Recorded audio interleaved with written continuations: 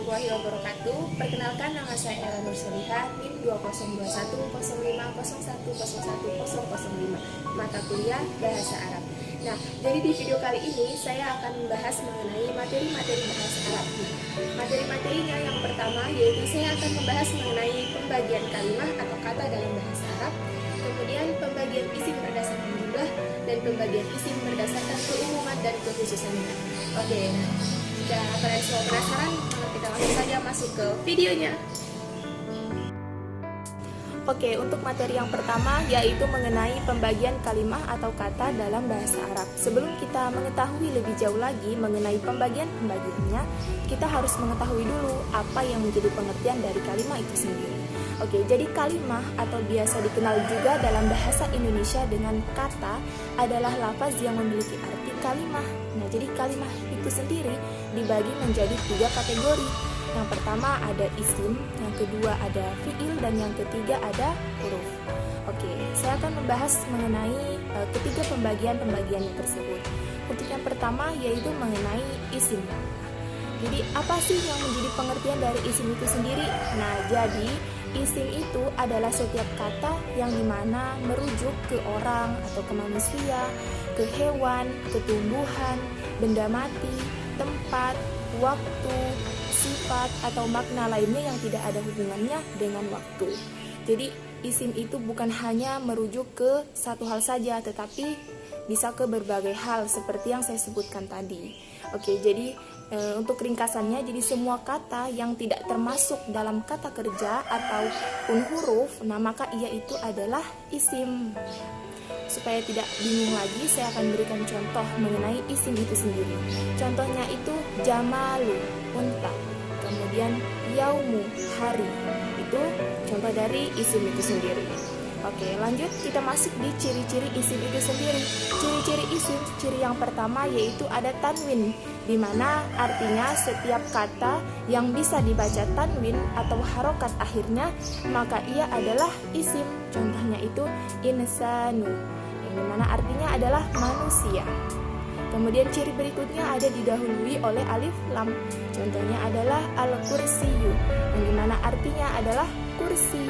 Kemudian ciri yang berikutnya adalah terletak setelah huruf nido atau untuk memanggil. Contohnya ya Hasan, wahai, atau ya Hasan. Setiap kata yang terletak setelah ya atau wahai, maka ia adalah isim. Kemudian ciri berikutnya ada majrur, yang dimana diantara tandanya adalah harokat kasroh. Jadi majrur ini merupakan salah satu kekhususan yang dimiliki oleh isim. Majrurnya isim itu bisa karena didahului oleh huruf jar atau karena merupakan bentuk dari idofah.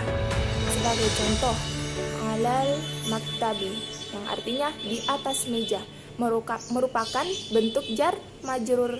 Nah, yang dimana ada ala adalah huruf jar, sedangkan al-maktabi adalah isim yang dikarenakan atau didahului oleh huruf jar sehingga dibaca majrur dengan kasroh.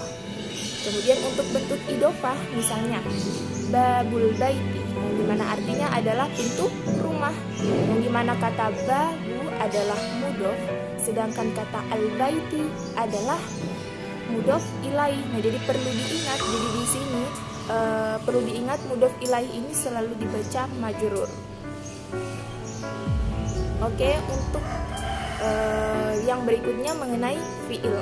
Nah, jadi fiil itu adalah sebuah kata yang dimana memiliki fungsi untuk menunjukkan suatu peristiwa atau kejadian pada waktu tertentu, yang biasa dikenal juga dalam bahasa Indonesia dengan kata kerja. Nah, jadi fiil di sini juga dapat diketahui dengan melihat salah satu di antara ciri-cirinya sebagai berikut. Saya akan menjelaskan mengenai ciri-cirinya. Oke, untuk ciri yang pertama yaitu ada tak fa'il, yang dimana huruf tak di sini dia berkedudukan sebagai pelaku pekerjaan. Contohnya itu dorobtu, yang dimana artinya aku telah memukul. Nah, jadi di sini huruf tak di sini maknanya kembali ke domir atau kata ganti, yang dimana ana sebagai fa'il atau pelaku. Kemudian ciri berikutnya ada tak tanis, yang dimana huruf tak di sini dia menunjukkan jenis mu'annas atau perempuan. Contohnya itu dorabat, yang dimana artinya dia perempuan telah memukul. Yang dimana huruf tak sukun di akhir ini maknanya kembali ke domir atau hiya, dia perempuan. Ciri yang berikutnya adalah ya mukatabah, yang dimana huruf ya di sini menunjukkan kata ganti orang kedua atau kamu atau pihak yang diajak bicara. Contohnya itu tadribin, yang artinya kamu perempuan sedang memukul. Kemudian ciri yang terakhir ada nun taukid, yang dimana huruf nun di sini dia ditambahkan di akhir kata untuk menunjukkan makna penekanan. Contohnya itu liyadribanna, yang dimana artinya adalah hendaklah dia benar-benar memukul. Nah, kemudian yang ketiga ada huruf. Nah, jadi di sini huruf itu adalah jenis kata selain dari isim dan fiil. Jadi di sini huruf ini memiliki berbagai jenis, di antaranya ada huruf jar, kemudian huruf athof, kemudian huruf nido dan lain-lain.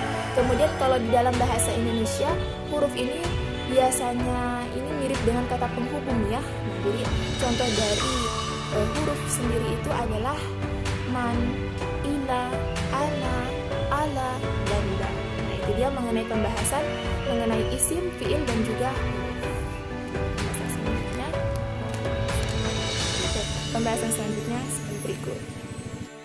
Oke, untuk materi yang kedua yaitu mengenai pembagian isim berdasarkan jumlah. Jadi, isim berdasarkan jumlah ini dibagi menjadi 3 bagian. Yang pertama ada isim mufrad, yang kedua ada isim musanna, dan yang ketiga ada isim jamak. Oke, untuk isim mufrad. Nah, jadi isim mufrad di sini adalah isim yang dimana menunjukkan suatu jumlah bilangan tunggal atau satu dan berlaku baik itu untuk muzakkar maupun untuk muannas. Nah, contohnya itu mukminu, seorang mukmin.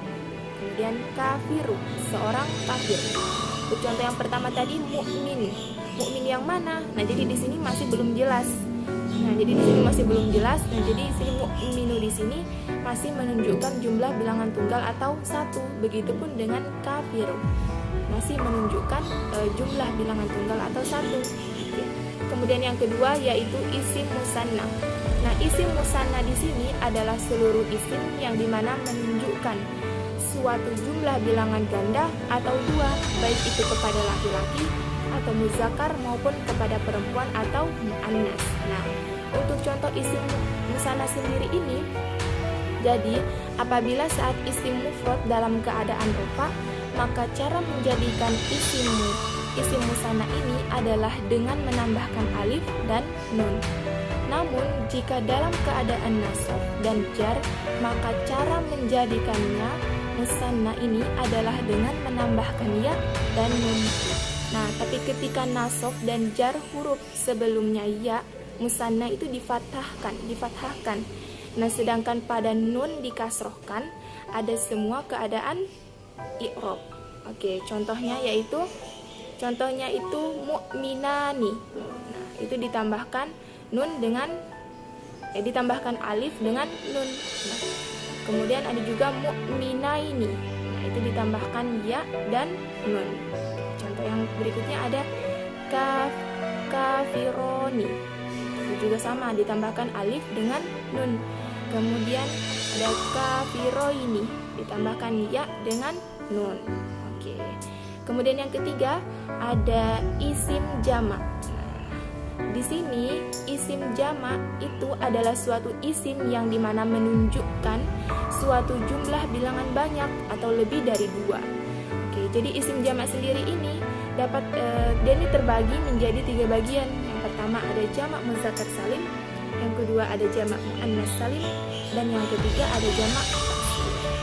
Itu mengenai pembahasan mengenai pembagian isim berdasarkan jumlah. Oke, pembahasan selanjutnya yaitu sebagai berikut. Oke, masih di bagian pembahasan mengenai isim jamak. Nah, tadi kan isim jamak itu dibagi menjadi 3 bagian. Yang pertama ada jamak muzakkar salim, kemudian ada jamak muannas salim, dan juga ada jamak taksir. Yang pertama ada jamak muzakkar salim. Apa sih jamak muzakkar salim ini? Nah, Nah, jadi jamak muzakkar salim ini adalah suatu jamak yang dimana dibentuk dari isim mufradnya dan digunakan untuk menunjukkan suatu jenis laki-laki. Oke. Untuk contoh dari jamak muzakkar salim adalah, nah, jadi di sini cara membuat isim jamak muzakkar salim ini adalah dengan menambahkan waw dan nun atau ya dan nun pada akhir isim mufradnya. Nah, contohnya itu adalah mu'minu. Bisa ditambah dengan waw dan nun, bisa juga ditambah dengan ya dan nun. Nah, jadinya itu adalah mu'minuna. Bisa juga menjadi mu'minina. Oke, nah jadi untuk yang bagian yang kedua tadi yaitu mengenai jamak muannas salim. Nah, apa sih jamak muannas salim itu sendiri? Nah, jadi jamak muannas salim itu adalah jamak yang dibentuk dari isim pada mufradnya yang dipakai untuk menunjukkan suatu jenis perempuan.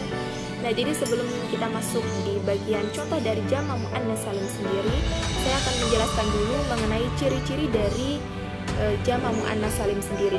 Ciri yang pertama yaitu diakhiri dengan alif maksuroh, kemudian diakhiri juga dengan ta marbutoh, kemudian diakhiri dengan alif mamdudah, kemudian diakhiri dengan al maftuhah. Jadi semua benda yang berpasangan seperti anggota tubuh itu juga termasuk dari muannas. Kemudian huruf-huruf hijaiyah itu juga termasuk muannas. Kemudian nama kota, nama tempat, daerah, negara itu juga termasuk muannas. Nah, jadi intinya selain dari ciri-ciri muannas tersebut, maka itu adalah muzakkar. Oke, untuk contoh dari muannas itu sendiri, contohnya itu, nah jadi perlu diingat cara membuat isim muannas salim itu sendiri adalah dengan menghilangkan ta marbutoh pada isim mufrad muannas, kemudian menjadikan harokat akhirnya itu fathah, lalu ditambah dengan alif dan ta. Supaya tidak bingungnya lagi, contohnya itu adalah mu'minatu, yang dimana ta marbutoh terakhirnya ini dihilangkan. Setelah dihilangkan, kemudian menjadikan harokat akhirnya itu fathah, lalu ditambah dengan alif dan ta. Nah, bisa jadinya itu mu'minatu, tergantung dari tulisannya. Kemudian yang ketiga yaitu ada jamak taksir, yang dimana jamak taksir ini adalah suatu jamak yang berubah dari bentuk mufradnya dengan memecah katanya sehingga mempunyai makna banyak. Nah, contoh dari jamak taksir itu sendiri contohnya adalah baitu menjadi buyutu, kemudian ada kitabu menjadi kutubu. Materi selanjutnya yaitu sebagai berikut. Oke, untuk materi selanjutnya atau materi yang ketiga yaitu mengenai pembagian isim dari segi umum dan khusus. Nah, jadi pembagiannya itu ada dua. Yang pertama yaitu mengenai isim nakirah dan yang kedua yaitu mengenai isim ma'rifah. Nah, jadi kalau untuk isim nakirah, nah jadi isim nakirah itu yaitu kata yang dimana dia ini menunjukkan pada makna yang umum. Nah, sementara kalau untuk isim ma'rifah, dia ini menunjukkan kepada makna yang khusus. Nah, untuk isim nakirah ini, ciri-cirinya itu yang pertama, isimnya itu bertanwin. Yang kedua, yaitu biasanya tidak ditandai dengan huruf alif lam. Kemudian yang ketiga, yaitu menunjukkan kata umum, bukan nama orang tertentu. Nah, sebagai contohnya supaya lebih jelas lagi, contohnya itu zalika baitu, yang dimana artinya itu adalah sebuah rumah. Nah, di sini kata baitu dia ini merupakan isim nakirah karena sudah terlihat jelas bahwa ciri-cirinya itu sudah terdapat tanwin di akhir hurufnya, kemudian tidak terdapat alif lam, maka itu menunjukkan sesuatu yang umum. Itu mengenai isim nakirah. Kemudian untuk mengenai isim ma'rifah. Nah, jadi isim ma'rifah ini contohnya itu Muhammad. Kemudian al-insanu, manusia itu. Nah, jadi di dalam isim ma'rifah ini memiliki 6 jenis isim. Yang pertama ada isim yang dilekati dengan alif lam, kemudian ada isim domir, kemudian ada isim isyarah, kemudian ada isim mausul, kemudian ada isim alam, dan yang terakhir ada mudhof kepada ma'rifah. Oke. Nah, itu mengenai pembagian-pembagian dari isim ma'rifah. Nah, oke, dari pembagian-pembagian tersebut saya akan menjelaskannya satu persatu. Oke, untuk mengenai isim yang dilekati dengan alif dan lam ya. Nah, jadi semua kata dalam bahasa Arab yang dilekati dengan alif lam itu merupakan isim ma'rifah. Nah, untuk lebih jelasnya lagi sebagai contohnya itu al-kitabu, buku, kemudian al-qalamu, pulpen, kemudian ar-rajulu, seorang laki-laki. Kemudian yang kedua yaitu ada isim domir. Nah, jadi isim domir itu dia kata ganti. Nah, jadi isim domir sendiri ini terbagi lagi menjadi dua bagian. Ada domir munfasil dan ada domir muttasil. Nah, tapi sebelum saya membahas mengenai pembagian isim domir ini, saya akan melanjutkan dulu mengenai isim isyarah. Nah, jadi di sini isim isyarah atau kata tunjuk. Jadi isim isyarah atau kata tunjuk ini biasa dikenal juga dalam bahasa Indonesia seperti itu, dan juga ini. Nah, jadi tetapi kalau dalam bahasa Arab kata tunjuknya itu ada 6. Nah, jadi untuk kata tunjuk yang pertama yaitu mengenai kata tunjuk ini untuk muzakkar. Nah, jadi kalau kata tunjuk ini untuk muzakkar yang pertama itu ada haza, tunggal, hazani, ganda, dan haulai, jamak. Oke. Nah, untuk yang berikutnya itu ada kata tunjuk itu untuk muzakkar. Nah, jadi kata tunjuk itu untuk muzakkar yang pertama itu ada zalika, tunggal, kemudian zanika, ganda, kemudian ada ulaika, jamak. Oke. Nah, selanjutnya yaitu mengenai kata tunjuk itu untuk muannas. Nah, contohnya itu tilka, tunggal, kemudian tanika, ganda, kemudian ulaika, jamak. Nah, yang terakhir yaitu kata tunjuk ini untuk muannas. Nah, yang contohnya yaitu ada hazihi, tunggal, kemudian hatani, ganda, kemudian ada haulaika, haulai, jamak. Itu dia. Nah, untuk pembahasan selanjutnya itu akan dijelaskan sebagai berikut. Oke, masih di bagian pembahasan mengenai jenis isim ma'rifah, yang dimana tadi ada isim domir yang terbagi menjadi dua, ada domir munfasil, ada juga domir muttasil.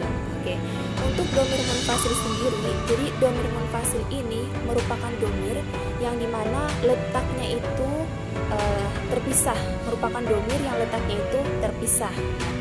Jadi maksudnya terpisah di sini adalah antara penulis isim dengan domirnya itu tidak berada dalam satu kalimat.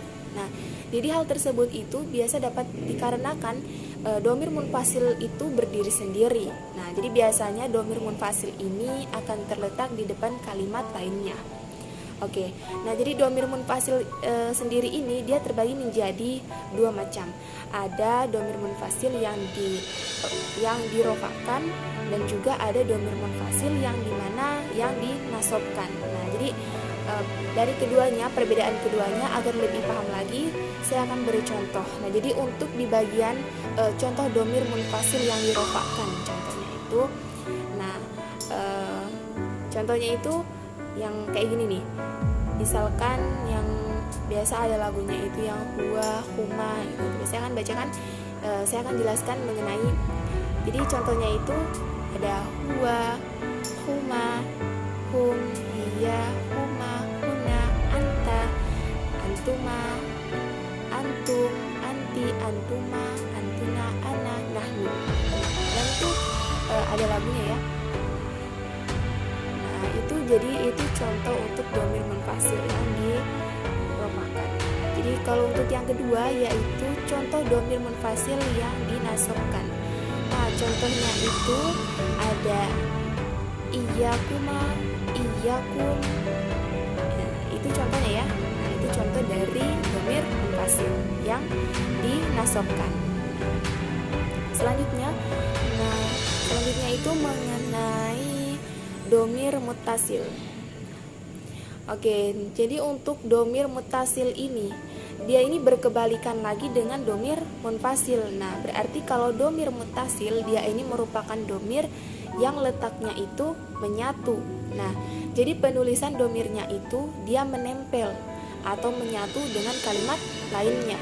Nah, domir mutasil ini adalah domir yang tidak bisa berdiri sendiri.